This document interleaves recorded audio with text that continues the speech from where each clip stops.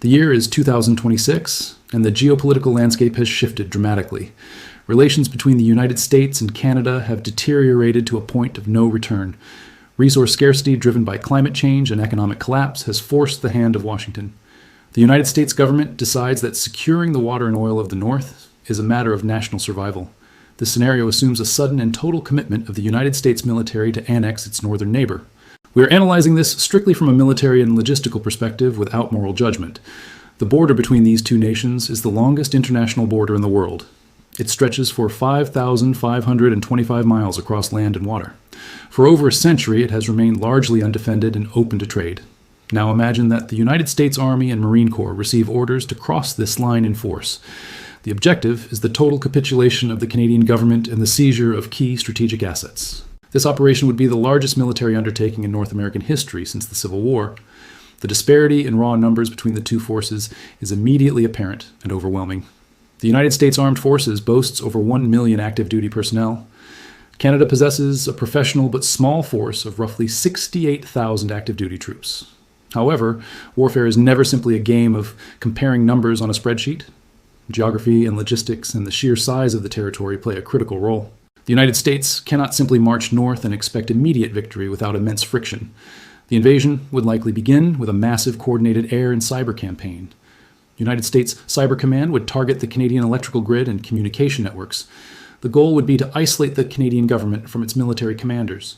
Simultaneously, the United States Air Force would launch sorties from bases across the northern states. F-35, Lightning, and F-22.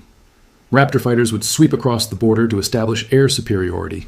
The Royal Canadian Air Force operates a fleet of aging CF-18 Hornet fighters. While Canadian pilots are highly trained and regarded as elite, they are outnumbered drastically. The United States would target major Canadian air bases within the first hour of the conflict. Cold Lake in Alberta and Bagotville in Quebec would face cruise missile strikes. B-2. Spirit stealth bombers would target radar installations and command centers deep inside the country. With the skies secured, the ground invasion would commence across multiple distinct fronts. We must look at this conflict through 4 primary geographic corridors. The first is the Pacific Corridor involving Washington State and British Columbia.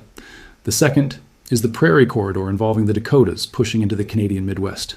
The third is the Industrial Corridor involving the Great Lakes region and southern Ontario. The fourth is the Atlantic Corridor involving New England and the Maritime provinces. Let us begin with the Pacific Corridor on the west coast. Joint Base. Lewis McChord in Washington State is a massive concentration of combat power. It houses I Corps in the 7th Infantry Division, along with massive airlift capabilities. The objective here would be the immediate capture of Vancouver and the port of Prince Rupert.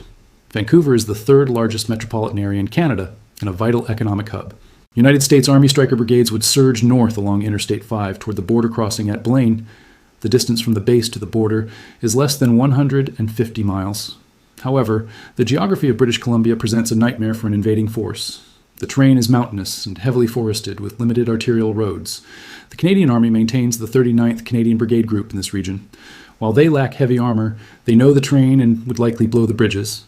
The destruction of the bridges over the Fraser River would stall the United States' advance immediately. Without these bridges, the heavy armor of the United States cannot easily cross into the city center. This would force the United States to utilize air assault tactics with helicopters. Chinook and Black Hawk helicopters would ferry troops across the river to secure bridgeheads. The fighting for Vancouver would likely turn into urban combat in a dense glass city. But the sheer weight of fire from United States artillery would eventually force a breakthrough. Once Vancouver falls, the strategic depth of British Columbia becomes a trap. To advance further north or east requires moving through narrow mountain passes. The Coquihalla Highway would become a kill zone for Canadian anti-armor ambushes. It is likely the United States would secure the coast, but halt their advance at the mountains. Now we move to the Prairie Corridor in the center of the continent. This region is defined by flat, open terrain that is ideal for armored warfare. The United States would launch this thrust from North Dakota and Montana. Minot Air Force Base provides massive close air support capabilities with B-52 bombers. The strategic goal here is the oil sands of Alberta and the agricultural heartland. The United States Army would utilize the 1st Cavalry Division or similar heavy armor units. M1 Abrams tanks and Bradley fighting vehicles would race across the flat plains. The Canadian Army maintains a significant presence here at Canadian Forces Base Edmonton. The 1st Canadian Mechanized Brigade Group is one of their premier fighting formations. They operate Leopard 2 main battle tanks, which are comparable to the Abrams. However, the United States possesses hundreds of tanks for every one that Canada can field. The terrain offers very little cover for the defending Canadian forces. United States drones would spot Canadian armor from miles away in the open fields. Hellfire missiles launched from Reaper drones would devastate the defending columns. The United States forces would aim to cut the Trans-Canada Highway. By severing this artery, they effectively cut Canada in half logistically. Winnipeg would be a primary target, as it is a major rail and transport hub. If Winnipeg falls, then eastern and western Canada are physically isolated from each other. The advance would continue north toward Edmonton to secure the energy infrastructure. This would be the fastest moving front of the entire war due to the geography. However, the distances are vast, and fuel consumption would be astronomical. The United States logistical tail would stretch for hundreds of miles, leaving it vulnerable. Canadian Special Operations Forces would likely target these supply convoys. Now we must look at the most critical front, which is the industrial corridor. This includes the border between Michigan and Ontario in New York and Quebec. This is where the majority of the Canadian population and industry is located. The capture of the Toronto and Ottawa and Montreal triangle is essential for victory. The United States would likely launch a two-pronged pincer movement. The first prong would come from Michigan, crossing into Windsor and Sarnia. Detroit is situated directly across the river from Windsor, connected by the Ambassador Bridge. Securing this bridge intact would be a top priority for United States planners. If the Canadians destroy the bridge, the United States Army must conduct a wet gap crossing. Once across the river, the terrain of southern Ontario is flat and urbanized.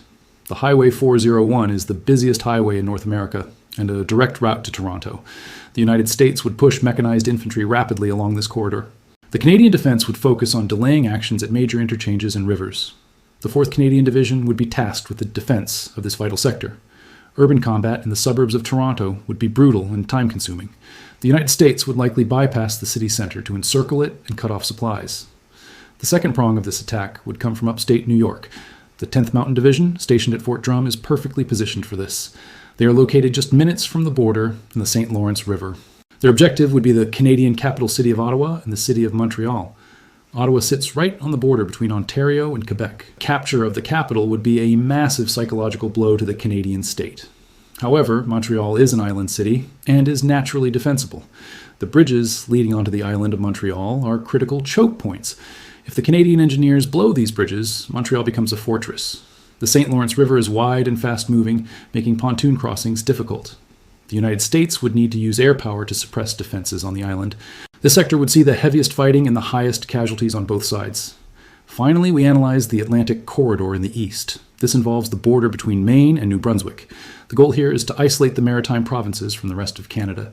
The United States Navy would play a massive role in this theater. The Second Fleet, operating out of Norfolk, would move to blockade Halifax. Canadian Forces Base Halifax is the home of the Royal Canadian Navy Atlantic Fleet. While the Canadian frigates are modern and capable, they are hopelessly outgunned. United States Virginia-class attack submarines would hunt down Canadian vessels. An amphibious landing might be conducted on Nova Scotia to seize the harbor. Simultaneously, United States troops would push from Maine to cut the highway links. By severing the land route at the chaotic border of New Brunswick, the Maritimes are cut off. This region would essentially be neutralized within the first weeks of the conflict. But the initial invasion is only the first phase of this hypothetical scenario. Occupying a country the size of Canada presents a nightmare scenario. Even after the major cities and military bases have fallen, the war continues. Canada is the second largest country on Earth by landmass. The vast northern wilderness provides a sanctuary for resistance forces. The Canadian Rangers and remnants of the regular army would retreat north. They would adopt asymmetric warfare tactics similar to the Taliban or Viet Cong. The harsh Canadian winter would become the greatest weapon of the resistance. United States equipment is designed for global operations, but extreme cold is debilitating. Batteries fail and lubricants freeze, and engines struggle to start in 40 below zero. The United States Army would face a logistical crisis trying to supply troops in the north. Roads in the north are sparse and often unpaved or made of ice. The resistance would target fuel trucks and isolated outposts with hit-and-run attacks. The psychological toll on the occupying forces would be immense. Patrolling the vast forests of the Canadian Shield is impossible to do effectively. There are simply not enough soldiers in the United States military to secure every square mile. Furthermore, we must consider the civilian population. Canadians possess a high number of firearms per capita compared to most of the world. Civilian militias would likely form in rural areas to harass the invaders. The occupation would bleed the United States economy and military resources dry. We must also consider the role of the state of Alaska. Alaska shares a massive border with the Yukon and British Columbia. United States forces in Alaska at Joint Base Elmendorf-Richardson are formidable. They would launch an offensive eastward to secure the Yukon Territory. This would link up Alaska with the contiguous United States by land. However, the terrain here is some of the most unforgiving on the planet. Moving heavy armor through the Yukon Mountains in winter is nearly suicidal. This front would be dominated by air power and light infantry specialized in cold weather. The goal would be to secure the Alaska Highway as a supply route. Any attempt to go off-road would result in vehicles getting bogged down or frozen. Now let us shift focus to the naval aspect in the high Arctic. Climate change has opened up the Northwest Passage to shipping. The United States Navy would move to secure these waters immediately.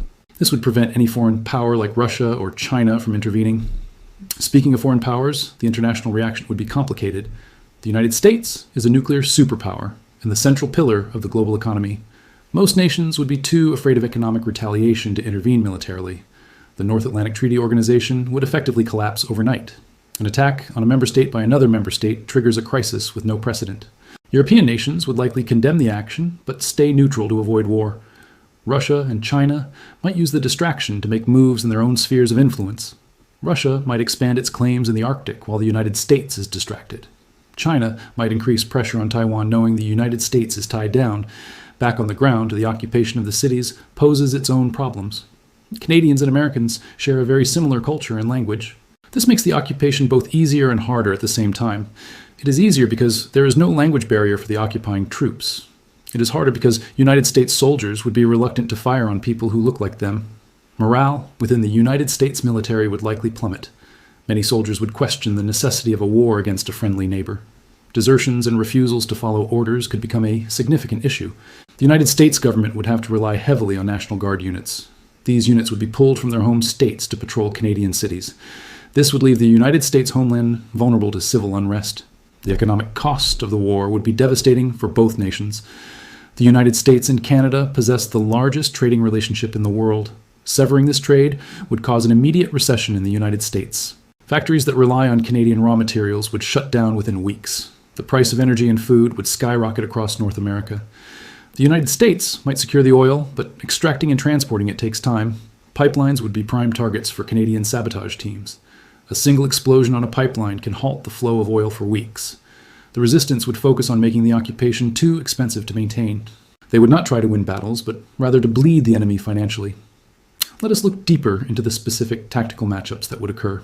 The United States M1 Abrams tank is superior in armor and firepower. However, the Canadian Leopard II is lighter and more mobile in soft terrain. In the muddy spring thaw, the Abrams might find itself bogged down. The United States relies heavily on global positioning system satellites. If Canadian hackers or their allies jam these signals, the United States loses its edge. The United States infantry relies on heavy body armor and technology. This makes them slow and heavy compared to light infantry moving on skis. In the deep snow of Quebec or Northern Ontario, mobility is life. Canadian troops are trained specifically for these winter warfare conditions. They know how to survive without heat and how to fight in whiteout conditions. The United States 10th Mountain Division is the only unit with comparable skills. But one division is not enough to cover the entire northern frontier. The air war would also evolve after the initial destruction of Canadian bases. Canadian pilots would likely operate from dispersed roadways and hidden airstrips. The CF-18 was designed to operate from rugged, improvised airfields. They would launch pop-up attacks on United States bombers and supply planes. Shoulder-fired anti-aircraft missiles would become a major threat to United States helicopters. The vastness of the Canadian airspace makes total dominance difficult to achieve. Surveillance drones would have to cover millions of square miles of empty land. There are simply too many places to hide in the Canadian wilderness. Now consider the water war in the Great Lakes region. The Great Lakes are a vital commercial artery for the entire continent. The United States Coast Guard and Navy would attempt to control the lakes. They would deploy literal combat ships and patrol boats to secure the shipping lanes. However, the Canadians could mine the narrow channels and locks. The Sault Ste. Marie locks connecting Lake Superior and Lake Huron are a choke point. If these locks are destroyed, iron ore cannot reach the steel mills in the south. This would cripple the industrial capacity of the United States Midwest. The war would essentially become a siege of the North American economy. Within occupied cities, resistance cells would use cyber warfare. They would hack into logistics networks and reroute supplies or delete data. They would use social media to turn United States public opinion against the war. Videos of United States soldiers arresting Canadian civilians would go viral. The political pressure on the President of the United States would be unbearable. Protests would erupt in major United States cities demanding an end to the war. The narrative of liberating resources would clash with the reality of the violence. As the war drags into its second year, the situation would stabilize but not resolve. The United States would control the major cities and the resource extraction zones. A puppet government might be installed in Ottawa to give a veneer of legitimacy, but the countryside would remain a dangerous no man's land. Travel between cities would require armed convoys and air support. The border would effectively disappear and be replaced by security zones. The integration of Canada into the United States would be a messy administrative task. The legal systems are similar, but have distinct differences regarding property and rights. Imposing United States law on the Canadian population would cause further friction. Quebec presents a unique challenge due to its distinct language and culture. The resistance in Quebec would be fierce and highly organized. They have a history of political separatism that would fuel an insurgency. United States troops in Quebec would be viewed as foreign imperialists. The language barrier in rural Quebec would complicate intelligence gathering. Now let us consider the outcome if the United States decided to use tactical nuclear weapons. This is highly unlikely, as the fallout would blow back into the United States. It would also destroy the very resources they are trying to seize. Therefore, this war remains strictly conventional, which favors the defender in the long run. The only way the United States wins is through a quick and decisive knockout blow. If the Canadian government surrenders in the first week, the annexation succeeds. But if the government escapes to a bunker in the north, the war is lost. They can continue to direct the resistance and maintain diplomatic legitimacy.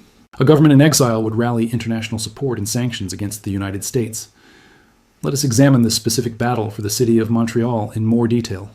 Montreal is an island archipelago at the confluence of the Ottawa and St. Lawrence rivers. To take the city, the United States Army must cross heavily defended bridges. The Champlain Bridge and the Jacques Cartier Bridge would be rigged with explosives. If they are blown, the United States must use pontoon bridges under fire.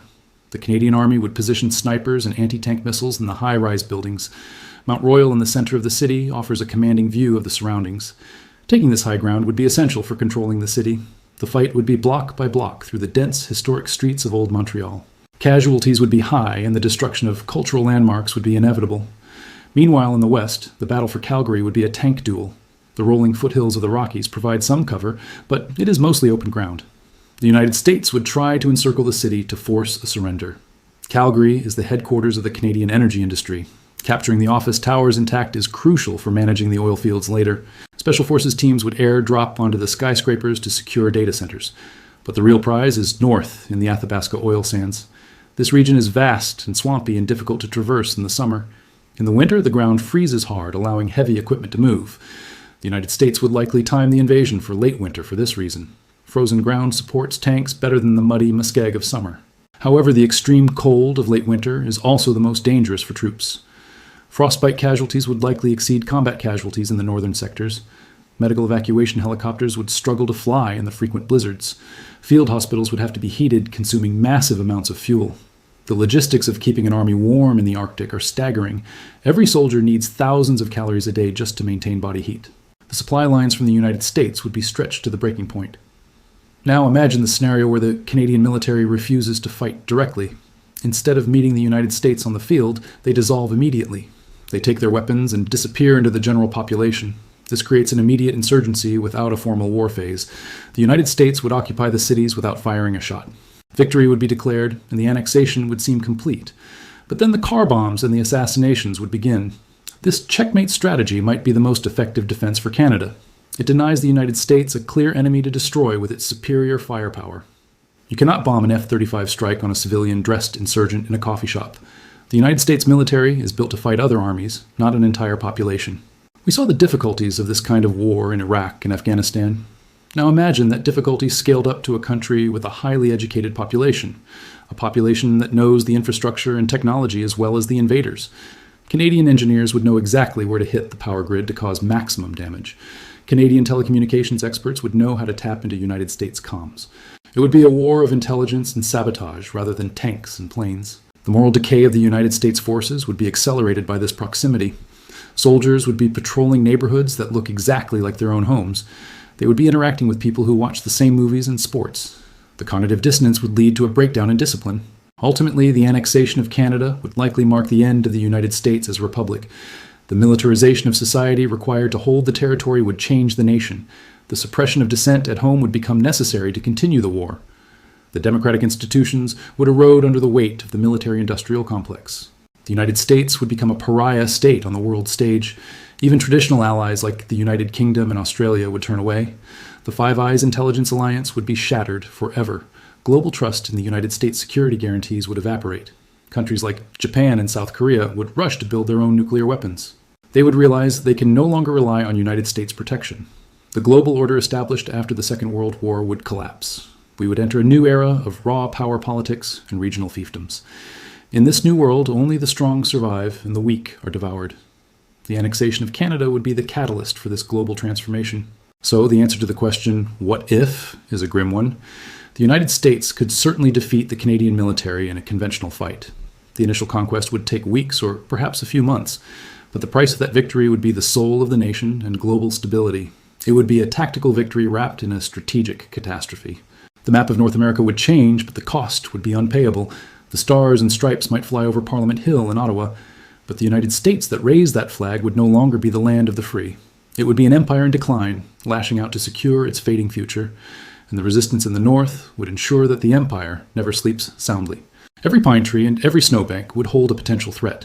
The longest undefended border in the world would become the longest front line, and the friendship that defined a continent would be buried under the snow. History teaches us that invasions are easy to start but very hard to finish. Napoleon learned this in Russia, and the United States would learn it in Canada. The vastness of the geography always defeats the ambition of the conqueror. So while the tanks might roll and the jets might scream overhead, the land remains, and the people who know the land will always have the final say. This scenario is fictional, but the geopolitical tensions over resources are real. Water and energy will define the conflicts of the 21st century. It is up to our leaders to ensure that these conflicts are solved with diplomacy, because the alternative is a world where neighbors become enemies and borders become battlefields. We hope that such a scenario remains purely in the realm of speculation, but military planners must always prepare for the unthinkable, and we as citizens must understand the fragile nature of peace. Peace is not the default state of human affairs, but a garden that must be tended. If we let the garden wither, the weeds of war will take over very quickly. And in the shadow of the Rockies or the forests of Quebec, the weeds grow tall. So the next time you cross that border, remember how unique it really is. Remember that a line on a map is only as strong as the friendship across it. And if that friendship fails, the map can be redrawn in blood. Thank you for watching this analysis of a hypothetical North American conflict. If you enjoyed this deep dive into military strategy, please subscribe to the channel. Hit the like button to help the algorithm share this video with others.